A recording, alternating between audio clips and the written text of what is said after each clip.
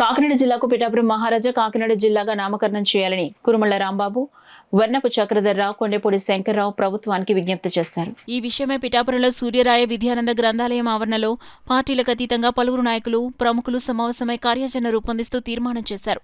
సమావేశంలో అల్లవరపు నగేష్, ఆర్ఎస్ఎస్ రామచంద్రరావు, గట్టి శ్రీకృష్ణదేవరాయలు, ఓలేటి వెంకటేశ్వరరావు, ఈగల త్రిమూర్తులు, కొమ్మన అప్పారావు, చిన్నారి సతీష్, నాగేశ్వరరావు, ప్రసాద్ తదితరులు పాల్గొన్నారు. రకాల నిస్వార్థమైనటువంటి సేవలు అందించారు పిఠాపురం మహారాజా వారు. దాంట్లో భాగంగా విద్య, వైద్య, వ్యవసాయం, ఇరిగేషన్, అలాగే సంస్కృతి, దేవాలయాలు, సంగీతం, ఇలా ఒకటని కాదు, ఇవాళ ప్రభుత్వంలో ఎన్ని శాఖలు ఉన్నాయో అన్ని శాఖలకి కూడా అయినా వందల సంవత్సరాల క్రితమే నిస్వార్థంగా నిధులు ఇచ్చి సేవలు అందించారు.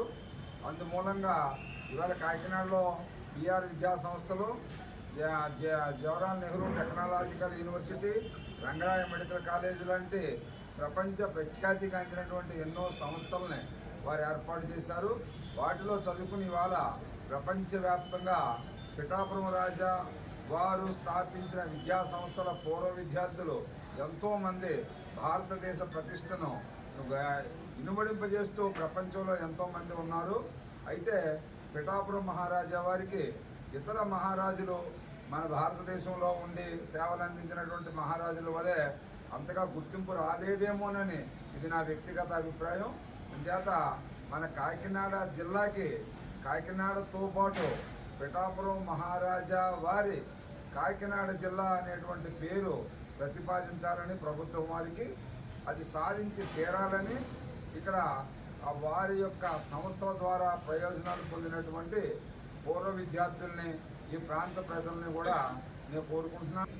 అందరూ ఏకస్తులే ఒక తీర్మానం చేసుకోవడం జరిగింది ఇక్కడ. ముఖ్యంగా ఎందుకంటే ఈరోజు కులాల ప్రస్తావన, కులాలను ఏకం చేయాలనే ప్రస్తావన ఈరోజు మాట్లాడుకునేది పిఠాపురం మహారాజు గారు 18వ శతాబ్దంలోనే ఆయన పరిపాలించే టైంలోనే ఒక 5గురిని ఇక్కడ అతనికి సహకారంగా పెట్టుకుని అందులో ఈ కులాల ఐక్యతతో ఈ ప్రాంతాన్ని పరిపాలించడం జరిగింది. అలాగే వ్యవసాయ రంగానికి సంబంధించి మల్లవరం దగ్గర 1350 ఎకరాలతో ఒక పెద్ద చెరువు తవ్వించి, ఆ చెరువు పేరు కూడా ఆర్ఆర్బిహెచ్ ట్యాంక్, పిఠాపురం మహారాజా పేరే దాన్ని కూడా, దాని యొక్క ఆయకట్టుకి అది సహకరించడం చేయడం, కాలువలు తవ్వించడం కానీ, చిన్న చెరువులు చదివించడం కానీ, అలా వ్యవసాయ రంగానికి ఆయన సహకారం చేయడం జరిగింది. అలాగే ఈ రకరకాల కాలేజీలు ఆ రోజుల్లోనే విద్యని విస్తరింపజేయాలనే ఉద్దేశంతో కాకినాడ నుంచి, రాజమండ్రి నుంచి మొదలుకొని పిఠాపురం ఏరియాలో అంతటికీ కూడా మంచి కాలేజీలు ఏర్పాటు చేయడం జరిగింది. అందులో చదువుకునేటువంటి విద్యార్థులకి ఆకలితో ఉండకూడదని చెప్పిన ఉద్దేశంతో సత్రం కూడా ఏర్పాటు చేసి ఈరోజు కూడా శ్రీ సత్రం ఉంది. 550 ఎకరాలు దాని తొండగి మండలంలో ఇప్పటికే ఉంది, రన్ అవుతుంది కూడా.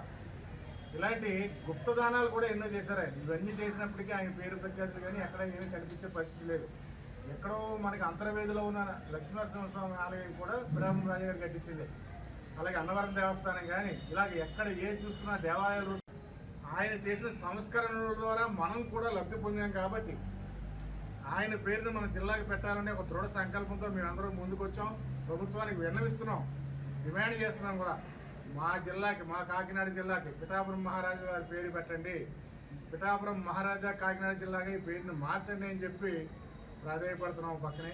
కాబట్టి మా విజ్ఞప్తిని మన్నించి ప్రభుత్వం వారు కూడా పరిగణలోకి తీసుకుని ఈ కాకినాడ జిల్లాకి పిఠాపురం మహారాజా కాకినాడ జిల్లాగా మార్చమని ఈ పెద్దలందరినీ కూడా, అలాగే మా పిఠాపురం శాసనసభ్యులు కాకినాడ జిల్లాను పిఠాపురం మహారాజా కాకినాడ జిల్లాగా మార్పు చేయమని చెప్పేసి ఒక అందరి యొక్క ఆలోచనలతోటి కూడా ఈరోజు ప్రథమ సమావేశం శ్రీ సూర్యరాయ విద్యానంద గ్రంథాలయంలో ఏర్పాటు చేయడం జరిగింది. వీలైనంత వరకు కూడా చాలామంది పెద్దలు విచ్చేయడం జరిగింది.